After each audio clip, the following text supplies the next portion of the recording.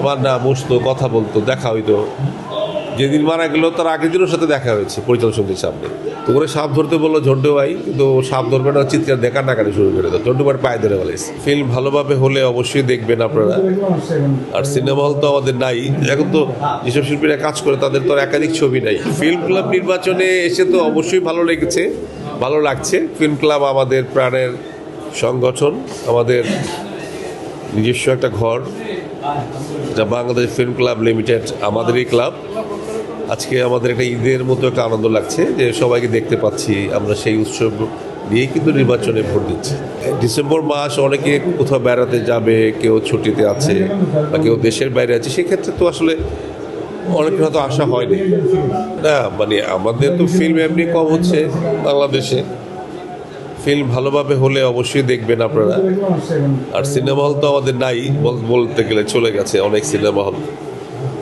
আবার একদিন বাংলাদেশের ফিল্মের মানে জোয়ার ফিরে আসবে, আবার ছবি নির্মাণ হবে, সিনেমা হল হবে, আবার জেগে উঠবে আমাদের চলচ্চিত্র।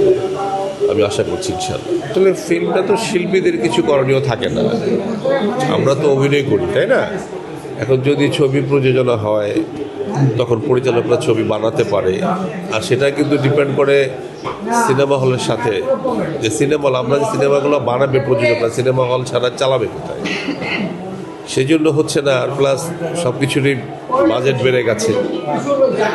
ওই ধরনের সিনেমা হলে বাংলাদেশের ছবি অবশ্যই বেশি বেশি হবে এবং আবার ভালো ছবি নির্মাণ হবে। সিনেমা লেন্দি হওয়ারও কারণ থাকে, শিল্পীদের শিডিউলের ব্যাপার থাকে। শিডিউলটা কম থাকলেই তো তখন একটা ছবি একবারে শেষ করা যায় না, কারণ তখন প্রচুর ছবি নির্মাণ হতো, কারণ আমরা অনেক ছবি শুটিং করতাম। সেখানে হয় কি, তখন অনেক গ্যাপে গ্যাপে শিডিউল দিতে হতো, যার ফলে ছবিটা কিন্তু অনেক লেট হয়ে যেত। ওটাই কারণ, আর কিছু।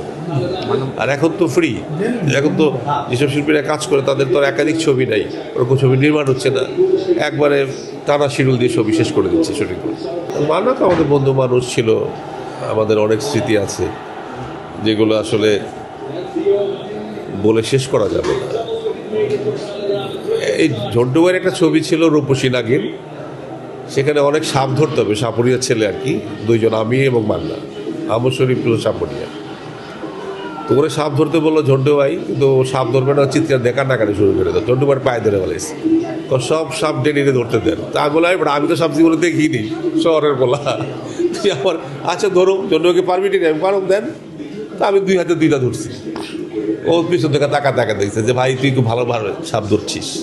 মানে ঝন্টু ভাই পরে ক্যারেক্টারটা চেঞ্জ করতে বাধ্য হয়েছে আর কি। ও আর সাপ ধরতে পারতো না, ও ভয় পেত আসলে। ওই ছবিতে বিশাল বড় অজগর ঝন্টু ভাই কাঁধে দিয়ে দিল, ওটা নিয়ে পানিতে ডুব দিলাম। এখন পানির মধ্যে তো সাপ কিন্তু অনেক স্ট্রং হয়ে যায়, অজগর পুরো আমাকে পেঁচায় ধরলো না। আমাদের তো, আমরা ফিল্মের সবাই কিন্তু একটা পরিবার।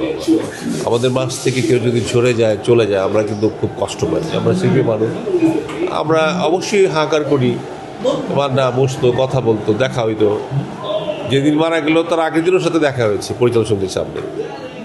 দুজন দেখলে একটা ঘুষি মারতো বা একটা কথা বলতো, এই আর কি চলতো, ফান করা আমাদের।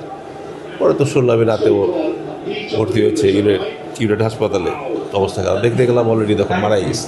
এখানে এফডিসিতে আমরা লাস্ট দিয়ে আসছিলাম, এখানে প্রচণ্ড মানুষজন এসেছিল।